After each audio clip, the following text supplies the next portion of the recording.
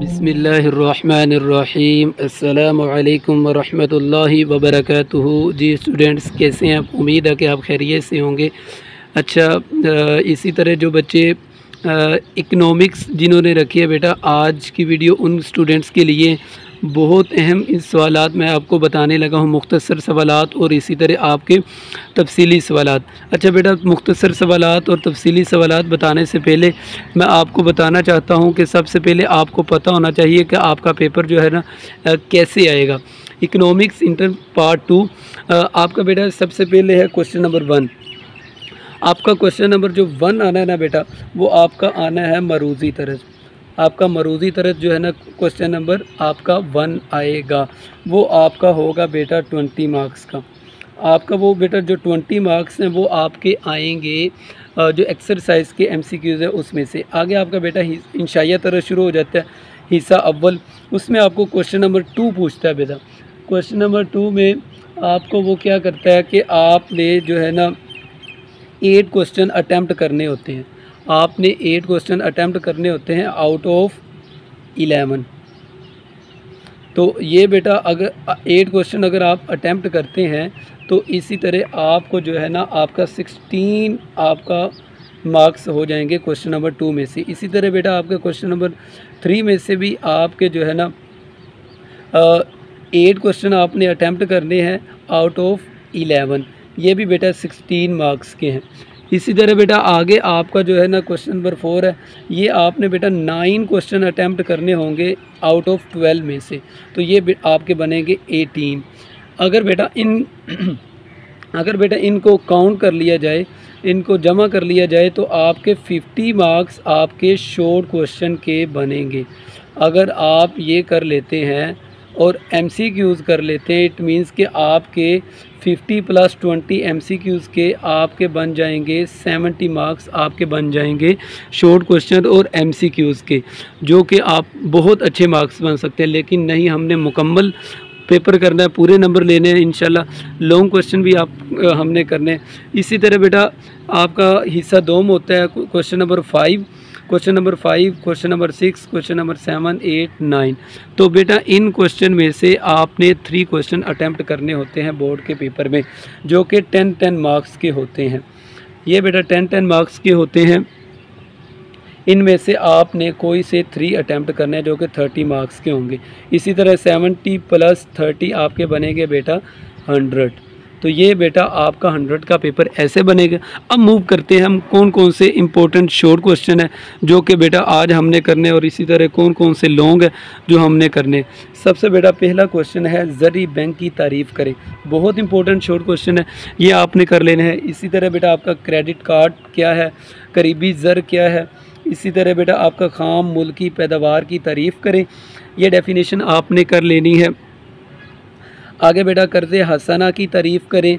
इसी तरह बेटा तजारती बैंक के 4 फ़राइज़, तजारती बैंक के 4 फ़राइज़ लिखें, ये आपने करना है। तलबी अमानतों से क्या मुराद है। इसी तरह कागज़ी ज़र से क्या मुराद है। आगे बेटा आपका क्वेश्चन है बजट से क्या मुराद है। बजट वाला क्वेश्चन बहुत इंपॉर्टेंट है, बजट से क्या मुराद है। ये सारे ही इंपॉर्टेंट शॉर्ट क्वेश्चन है। बरह रास्त टैक्स से क्या मुराद है। बिला मुआवजा खिदमात से क्या मुराद है। इसी तरह बेटा आगे सरकारी और निजी मालियात में फ़र्क करें, यानी सरकारी और निजी मालियात में फ़र्क करें। इसी तरह आगे तजारत में लफ्ज़ तख़सीस कार से क्या मुराद है। मुशारका की तारीफ़ करें। तो ये डेफिनेशन बहुत ज़्यादा पूछता है बेटा। इसी तरह पाकिस्तान की 4 अहम बरामदात और दरामदात लिखें कि पाकिस्तान कौन कौन सी चीज़ें बाहर के मुल्क में बेचता है और कौन कौन सी बाहर से मंगवाता है। इसी तरह बेटा फ़ीकस आमदनी पस्त होने की 4 वजूहात लिखें। तो ये बेटा आपने क्वेश्चन करना है मल्टी नेशनल कॉरपोरेशन से क्या मुराद है।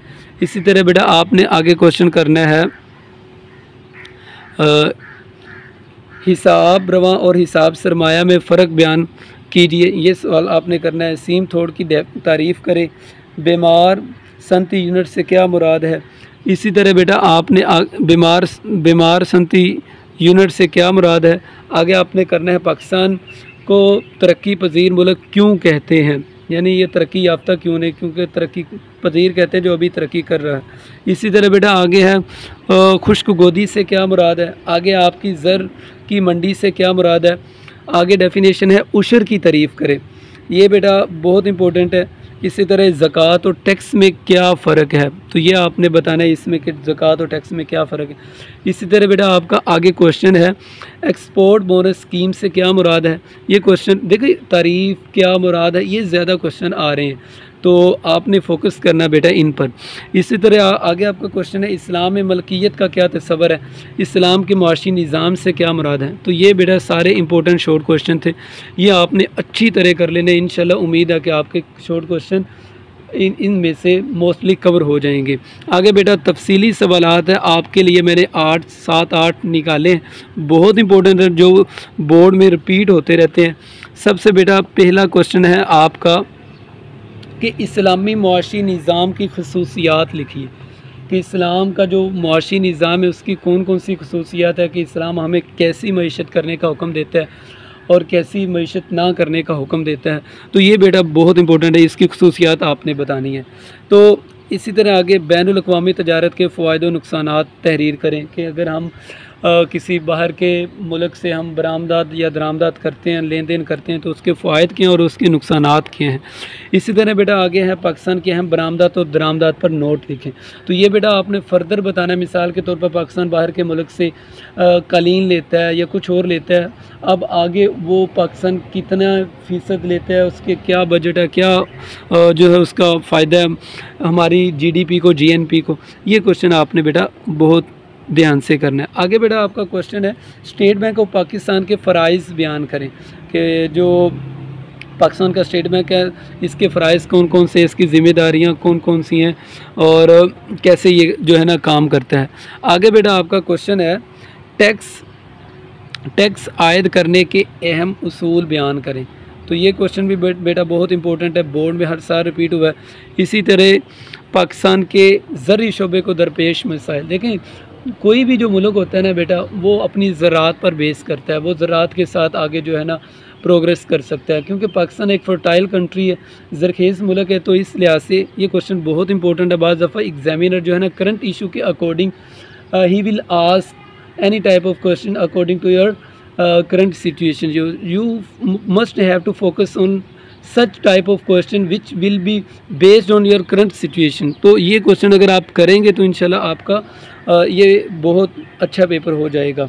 आगे आपका बेटा क्वेश्चन है पाकिस्तान की खुश्क गोदियों पर नोट लिखें, खुश्क गोदियों पर नोट लिखें। जैसे आपकी कराची सी पोर्ट कराची बंदरगाह है, इसी तरह कासम बंदरगाह है, इसी तरह आपकी जो है ना ग्वादर बंदरगाह, बहुत सारी जो पाकिस्तान की खुश्क गोदियाँ उनमें से 3-4 को आपने इलेबोरेट करके आपने ये क्वेश्चन कर देना। इसी तरह लास्ट क्वेश्चन है बेटा आपका कौमी आमदनी की पैमाइश का पैदावार का तरीका और एहतियात लिखिए। तो ये बेटा आपने क्वेश्चन कर लेना है। उम्मीद है कि आपका बेटा